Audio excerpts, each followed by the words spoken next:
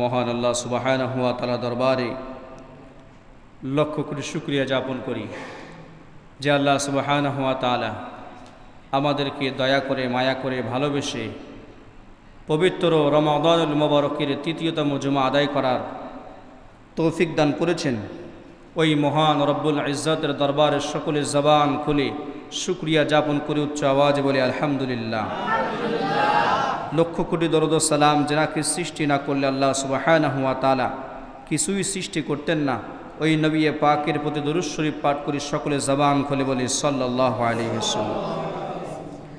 সম্মানিত মুসলিম ইকরাম, আল্লাহ সুবহানাহু ওয়া তাআলা আপনাকে আমাকে আমাদেরকে দুনিয়ায় পাঠিয়েছেন এবং আমাদের এই দুনিয়ার একদিন সমাপ্তি ঘটবে। এই দুনিয়া সফর একদিন শেষ হবে।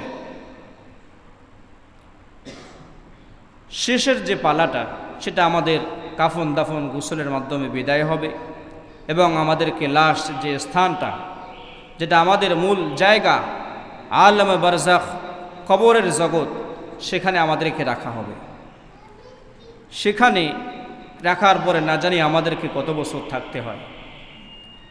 এরপরে কিয়ামত যখন সংগঠিত হবে, কিয়ামত সংগঠিত হওয়ার কিয়ামতের ময়দানে সমস্ত মানুষেরা বনি আদমেরা সবাই নফসি নফসি করতে থাকবে, ঠিক কিনা?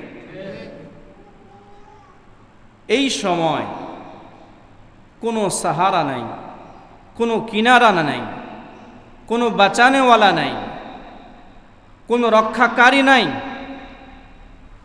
একমাত্র রক্ষাকারী হচ্ছেন আল্লাহ সুবহানাহু ওয়া তাআলা। তিনি রক্ষাকারী, কিন্তু তিনি প্রথমে রক্ষা করবেন না, তিনি কারো দ্বারাই রক্ষা করাবেন। জোরে বলি সুবহানাল্লাহ। তিনি কিয়ামতের দিন প্রথমে কাউকে রক্ষা করবেন না, তিনি কারো দ্বারাই রক্ষা করাবেন। যার দ্বারাই রক্ষা করাবেন তিনি হচ্ছেন রাহমাতুল লিল আলামিন। জোরে বলি সুবহানাল্লাহ। তো ওই নবীর শাফাতের দরকার আছে কি নাই? ওই নবীর যদি শাফাত আমরা পেতে চাই, এই শাফাতের জন্য আমাদেরকে একটা আমল করতে হবে, একটা ওয়াজিফা পাঠ করতে হবে।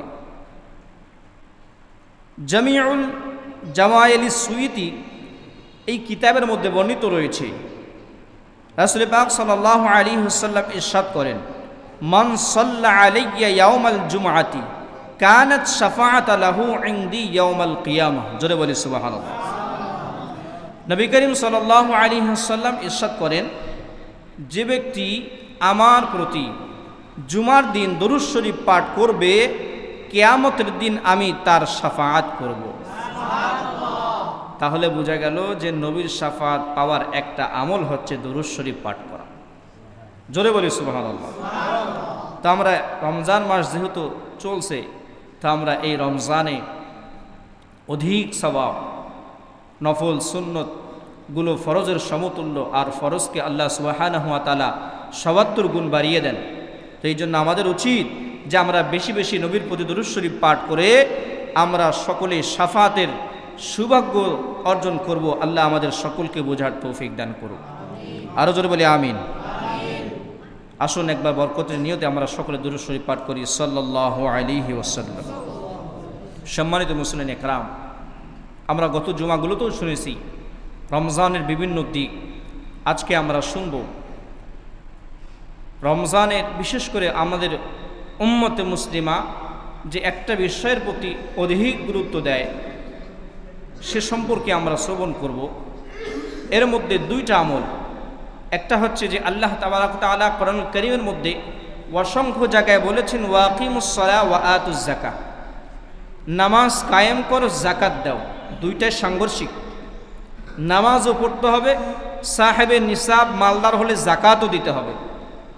তা আমরা পরিপূর্ণ আজকে আলোচনা শ্রবণ করব।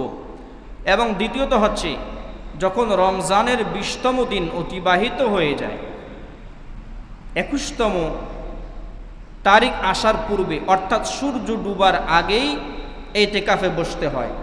এটা হচ্ছে সুন্নতে মুআক্কাদা। যদি কেউ না বসে পুরো এলাকাবাসী গুনাহগার হবে। যাই হোক, আল্লাহ সুবহানাহু ওয়া তাআলা কোরআনুল কারীমের মধ্যে বলেন, ইয়া আইয়ুহাল্লাযীনা আমানু কুতিবা আলাইকুমুস সিয়ামু কামা কুতিবা আলাল্লাযীনা মিন ক্বাবলিকুম লাআল্লাকুম তাত্তাকুন। ঈমানদারদেরকে বলছেন যে তোমাদের জন্য আমি রোজা ফরজ করেছি, যেভাবে আমি পূর্ববর্তী উম্মতদের প্রতি রোজা ফরজ করেছিলাম। কেন করলাম? এই জন্য রোজা ফরজ করলাম, লাআল্লাকুম তাত্তাকুন, তোমরা যেন তাকওয়াবান হও, খোদাভীরু হও, এই জন্য আমি তোমাদেরকে রোজা দিয়ে দিলাম।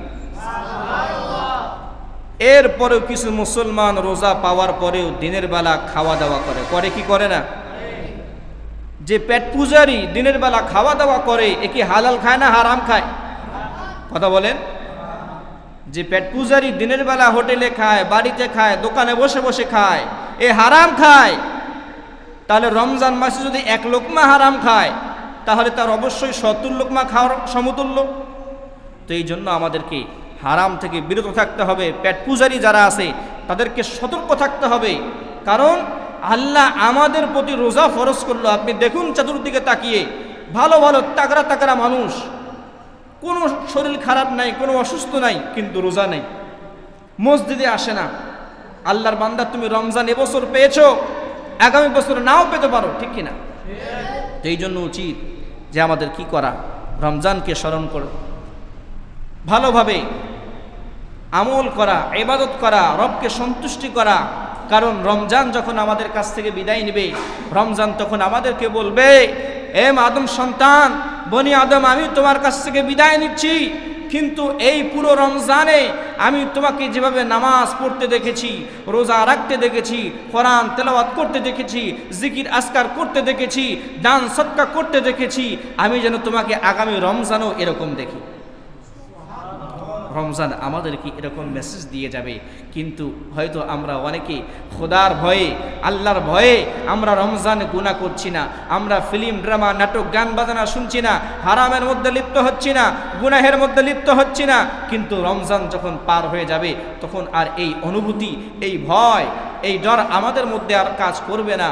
এই জন্য আমাদের উচিত যে রমজান, শুধু রমজান তো আমরা অবশ্যই বেশি আমল করব, কিন্তু বাকি 11 আমলগুলো আল্লাহর হুকুম আহকাম মেনে যখন আমরা চলব, তখনই আমরা আল্লাহকে ভয় করব। আর আপনি দেখেন, আমরা মুসলমান, একজন ব্যক্তি যার উপরে রোজা ফরজ করা হয়েছে, একজন কয়েদিকে জেলখানার মধ্যে রাখা হয়েছে, তার বাপের কুদরত আছে, ক্ষমতা আছে জেল থেকে বের হবে? কথা বলেন, বেরোতে পারবে? তাহলে একজন মুসলমান, সে যখন রোজা না রেখে সে যখন দিনের বেলা পানাহার করবে, তাহলে তার কেমন শাস্তি হবে? আল্লাহ আমাদের সকলকে বোঝার তৌফিক দান করুক। আরো জোরে বলি আমিন।